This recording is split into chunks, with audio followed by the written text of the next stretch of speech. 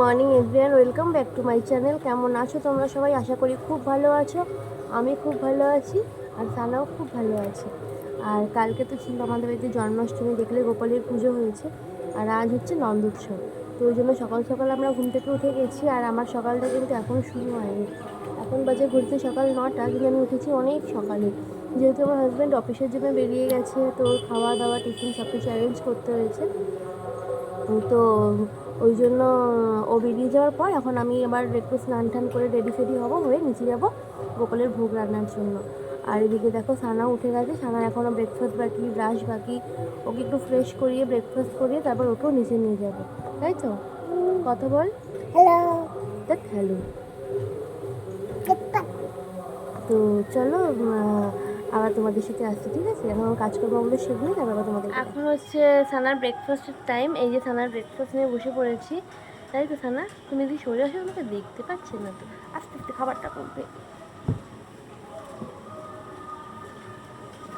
এই সানার ব্রেকফাস্টের টাইম, সানা এখন ব্রেকফাস্ট করবে, তাই তো? ব্রেকফাস্ট করবে তো? কি ব্রেকফাস্ট করছো আজকে? সেরেলাক। চলো ওকে খাইয়ে নিই, তারপর বা তোমাদের সামনে আসছি। স্নান টান করে আমি রেডি হয়ে গেছি।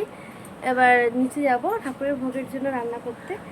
তো চলো। আর এই যে সানাও রেডি হয়ে গেছে ড্রেস ফ্রেস চেঞ্জ করে, আর আমরা এখন নিচে যাচ্ছি।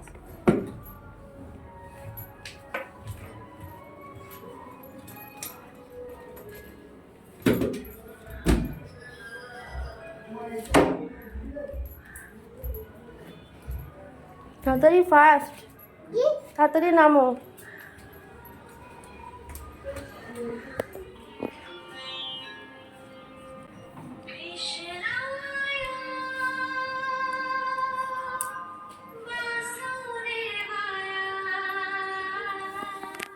দেখো এদিকে ভোগ রান্নার প্রস্তুতি চলছে। খিচুড়ি বসে গেছে, আর এদিকে হচ্ছে আলুর দম।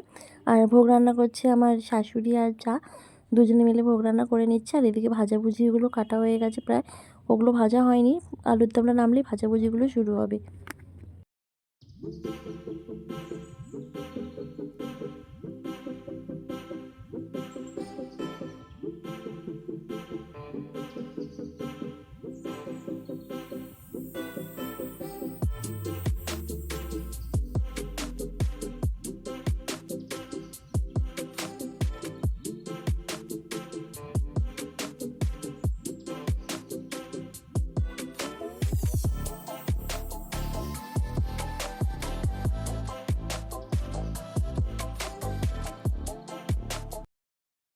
এদিকে পনির হয়ে গেছে, মানে মোটামুটি সব রান্নাই প্রায় রেডি। খিচুড়ি, আলুর দম, পনির ভাজা, চাটনি, পায়েস সব রকমই হয়ে গেছে। এবার শুধু ঠাকুরকে পরিবেশন করার পালা।